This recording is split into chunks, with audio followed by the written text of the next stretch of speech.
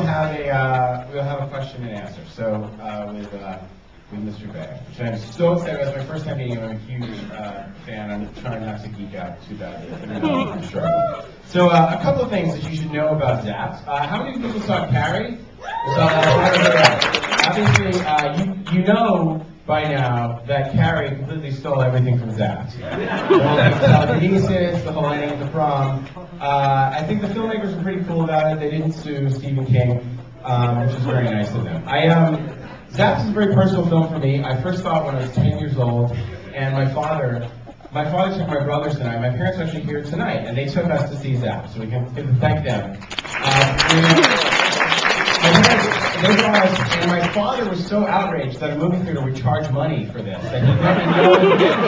Because my brothers and I loved it, and I'd never seen that happen before, and we were kind of embarrassed and in awe of it, because we loved it, and because of that, we made my dad take us back to see it again and again to torture him, and eventually, of course, he got it and loved it. And so once again, tonight is sort of about me, wanting to show my father the error of his ways.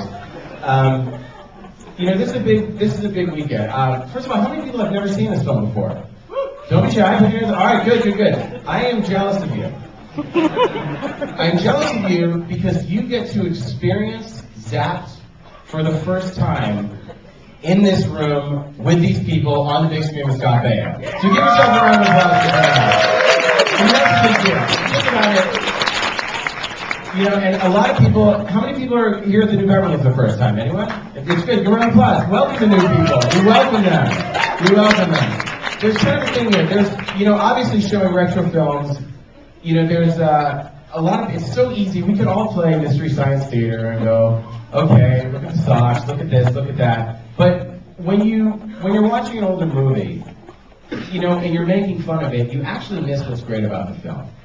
There are so many great things in this movie, and if you just sit back and, there's things that because movies are dated, you always naturally look, it looks out of date. But there's actually a lot of really, really, really amazing stuff in this film. And one of the things that I love about this movie so much is that it's got a real sense of kind of fun that you don't see in movies anymore. The early 80s, where I grew up, I honestly, growing up in fucking freezing cold Boston, Massachusetts, I swear to God I thought my high school was going to be like this. I was severely misled, but you just felt like, wow, we're all going to get telekinetic powers. I mean, this is the only movie that actually shows what a teenager would do if they got telekinetic powers, which is use them to remove Heather Thomas's clothing. But I think that this film has such a sense of fun and real silliness, and it's not pretentious, and it's having a good time. And you can tell by watching it they had a great time making it. And I think that a lot of people, if you notice, you may have noticed that this weekend in particular, there's a little bit of snobbery in town, be it at, the Oscars. And look, I'm fucking very excited for the Coen Brothers and Paul Thomas Anderson Jr. I hope they all win. But, you can tell there are a lot of other people that are very self-important about things. And the Spirit Award is very fancy. And even there's an award show that happened this morning that makes fun of movies. And, it's basically like a bunch of people who when people make fun of movies in that way, you're actually missing a great time with the movies. You really are. Because we can all pick apart anything. But somebody went out there and they had the balls to fucking do it and make a film. And good for them. And good for you guys for coming out here, because I feel like this room here, out of all the fucking Oscar parties that are happening in town, this room has the highest concentration of true cinema lovers. So give a huge round of applause for Scott Baio.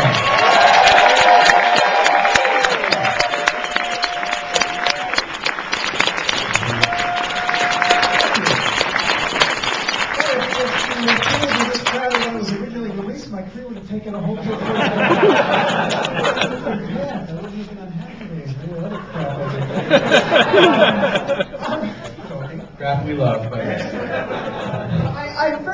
happy to be here. I was told my agent Harry Gold, who by the way is in Carrie. Yes, and he's going to tell a special story before Carrie. And he's here tonight. When he called me and he said Eli wants to screen the movie, and I went, what? Why? I'm just a huge fan of the movie. I was like, I don't know if I want to hang out with this guy. So I'm joking again, but I haven't seen the movie in about 20 years, so I'm actually more excited than you to see it. Wow. I don't know if that's possible. I don't know if that's possible. But it's interesting about this movie. I get more questions about this movie than almost anything I've ever done, and I don't know why. It's become this sort of cult thing, and maybe Eli tapped into it where kids wanted to have this ability. I mean, I don't know what you mean by wanted. But Let's try that. yeah, so I'm gonna say it. tell me a story about What are you doing? I'm like, tell me a story about the guy with the teacups. yeah, oh, I got a letter from a dude from MySpace wrote me, and he's like, he said that he worked at an amusement park, and that people would be assholes to him as he was operating the teacups, and that he actually would make the Baio and telekinesis Zapped face and crank it to fuck with people until they do. And he was trying to pretend that he got telekinesis. Oh, I got one story I want to say. I was a production assistant on the movie quiz show. And when I was quiz show, I was assistant to producer, and there were 13 producers. And I sat there behind the monitor one day, and they were all sitting around jerking each other off about how they're going to get the Oscar. This is going to get an Oscar. And it was a great movie, it was fun, blah, blah, blah. They were really concerned with that. And then someone was reading a review of this movie called In the Line of Fire, and it said an Apple Rose production. And this guy, one of the guys goes, it said produced by Jeff Apple. Who's Jeff Apple? And I was like, Jeffrey D. Apple, producer of Zapped. Like Zapped? I'm like, yeah, Scott Baio, Williams, Gavin Brothers, Lee Schachter, Robert Mandan, Mark Small.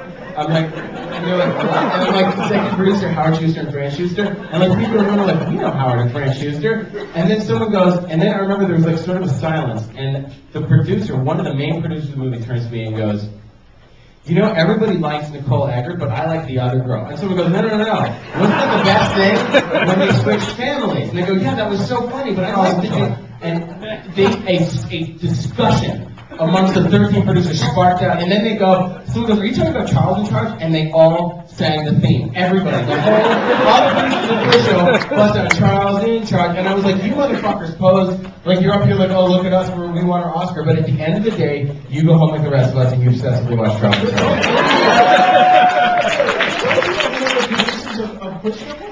Michael Jacobs, who created Charles in Charge. That's why. Michael Jacobs, oddly, I can tell you for a fact, Michael Jacobs, he lived in California when we were shooting New York. I know for a fact Michael Jacobs was not there that day. Oh, okay. Because I remember the days that Michael Jacobs was there. But all the other producers were absolutely obsessed with Charles in Charge. And then they all act like we want our, but they love it. So you had an effect on everybody. Well, thank you. But anyway, this thank you again for doing this movie was I did it in '81. It was one of the most fun things I've ever done, and everything that you see on the screen, it came from us just goofing off. Willie and I were pretty tight, and we were just, young and having a good time. And I was telling Eli that and Willie would tell you this, it's he and Scatman Crothers every day. You'd open the Scatman Crothers trailer door, and man, it was real cloudy. And these guys Spicoli trailer. Now, what's amazing to think of this, Scatman Crothers is coming right off of The Shining. So you can imagine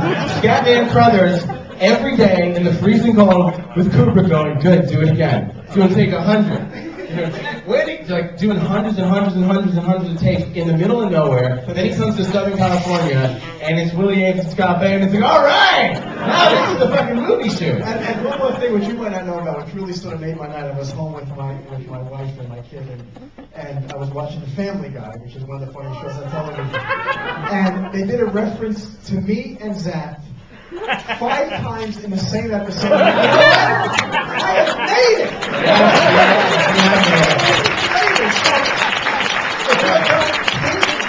It's a fun movie, and if you want to go on... No, that's it. We will see you right after the show. We'll answer questions with everybody. Thanks so much, everybody.